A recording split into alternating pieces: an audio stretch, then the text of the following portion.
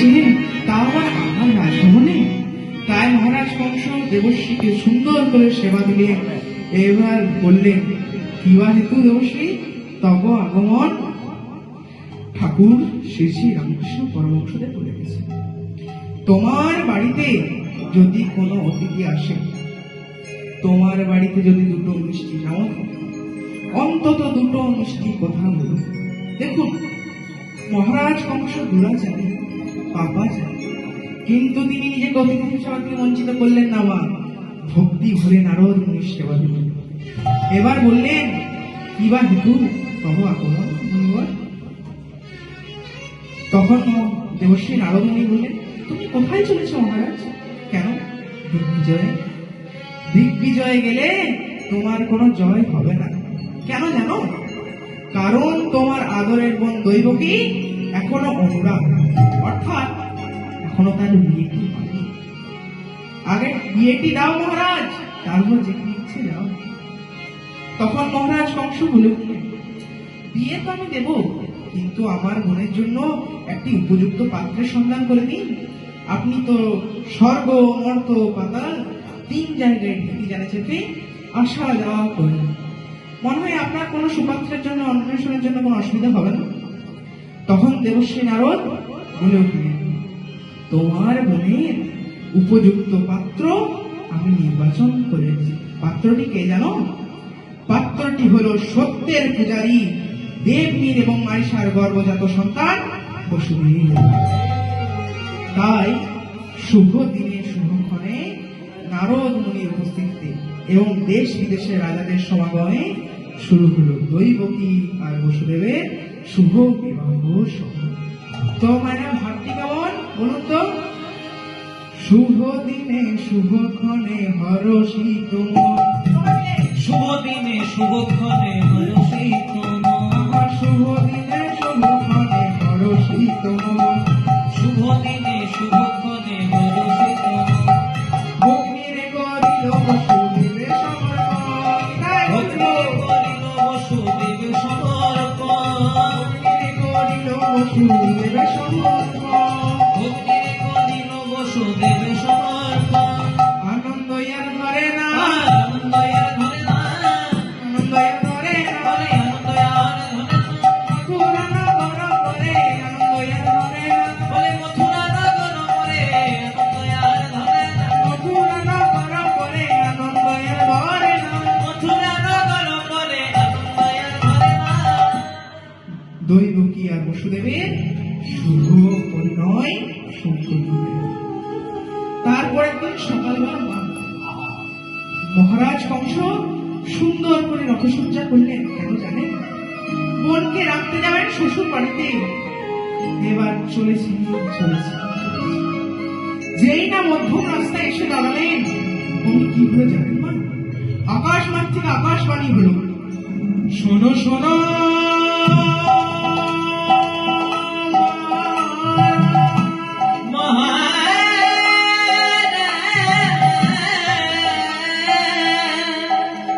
তুমি শোনো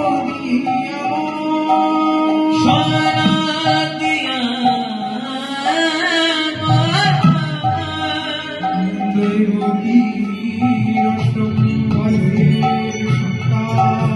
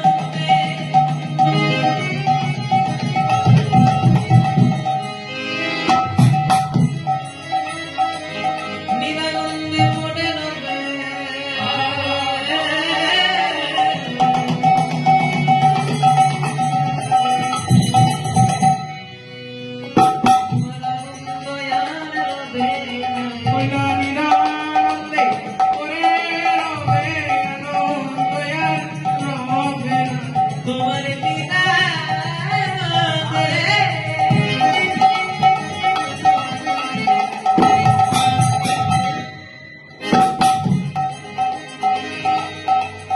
নিরানন্দে পরে তাই গরু বল তোমার আনন্দ আর রবে না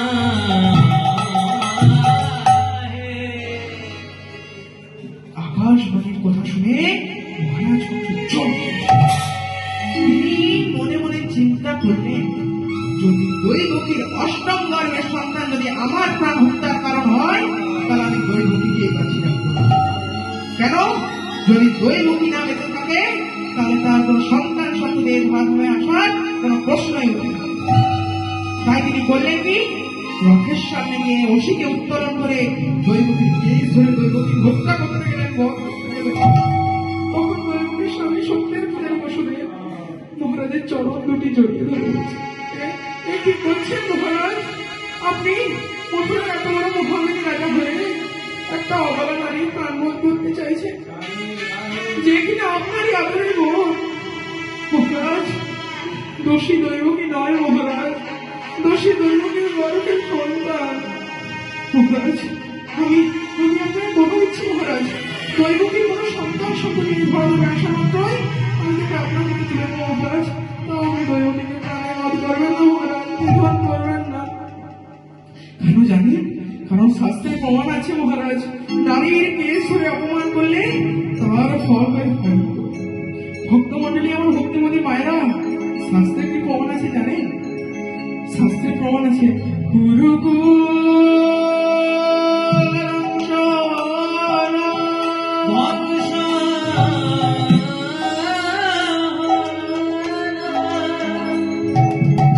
দ্রৌপদীকে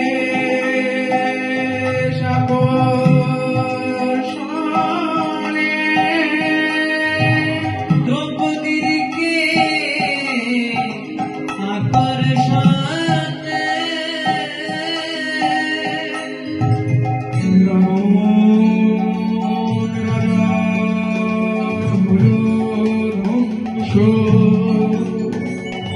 কেশ ধরে সীতারণে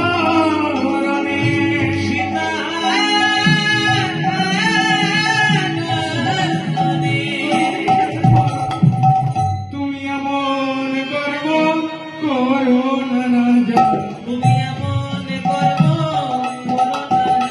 তুমি এমন কর্ম করো না রাজা, তুমি এমন কর্ম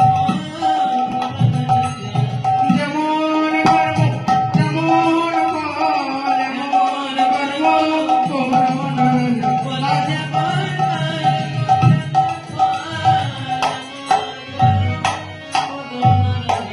মহারাজ, মহারাজ, দোষী দৈবকী নয় মহারাজ, দোষী দৈবকীর গর্ভের সন্তান। মহারাজ, আমি আপনার কথা দিচ্ছি, দৈবকীর কোন সন্তান সন্ততির ঘর হয় ভূমিষ্ঠ হওয়া মাত্রই আমি তাকে আপনার হাতে তুলে দেবো মহারাজ।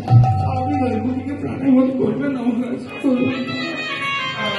তখন মহারাজ পক্ষ বসুদেবকে বললেন, বসুদেব, আমি জানি তুমি যা কথা দাও সেই তুমি অক্ষরে অক্ষরে পালন করো, কিন্তু আমার বোন দৈবকী যদি সন্তানগুলিকে জন্ম দিয়ে আমার হাতে তুলে দেওয়া হয়, যদি সন্তানগুলিকে নিয়ে পালিয়ে যায়, তাই যতদিন না দৈবকীর প্রথম গর্ভ থেকে অষ্টম গর্ভের সন্তান এই ধরাধামে আসছে, ততদিন তোমাকে আমার বোন দৈবকীকে তোমার মথুরার নির্জন কারাগারে বন্ধ থাকতে হবে।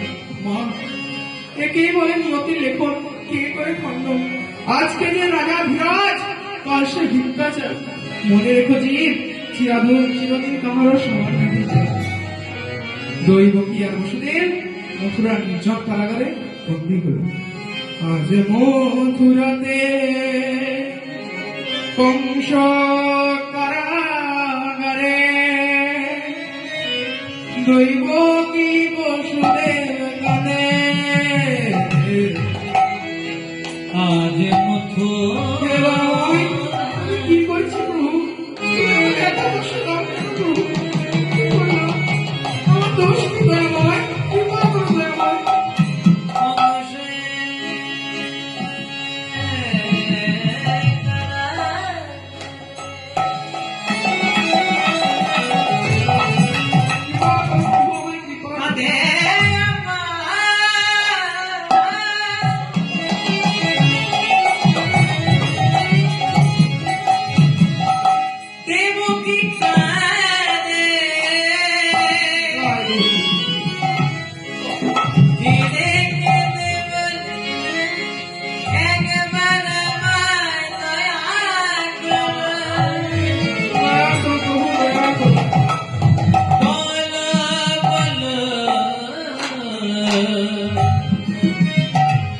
কোন অপরাধে অপরাধী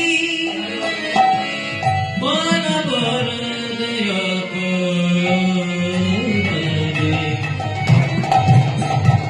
ক্ষমা পানে চেয়ে দেখো একবার আমার পানে চেয়ে কাঁদে রে আমার দৈব কি কাঁদে বলে কাঁদে রে আমার দেব কি কাঁদে কাঁদে রে আমার বসুদেব কাঁদে বলে কাঁদে রে আমার কাঁদে রে আমার দৈব কি কাঁদে বলে কাঁদে রে আমার বলে বংশের অত্যাচার সইতে না রে কাঁদে রে আমার বসুদেব ওই না বংশের অত্যাচার সইতে না রে কাঁদে আমার বংশের অত্যাচার সইতে না রে কাঁদে রে আমার বসুদেব কাঁদে ওই না বংশের অত্যাচার সইতে না রে বলে কাঁদে রে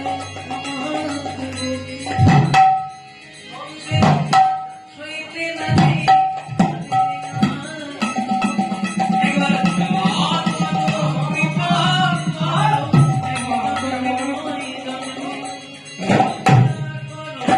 কৃপা করো আমি তোমার চরণে সদর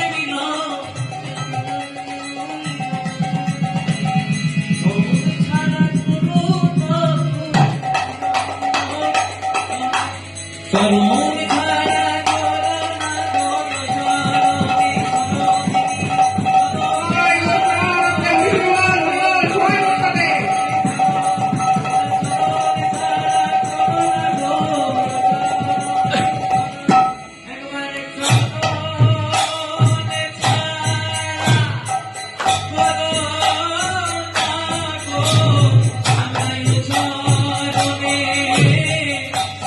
Oh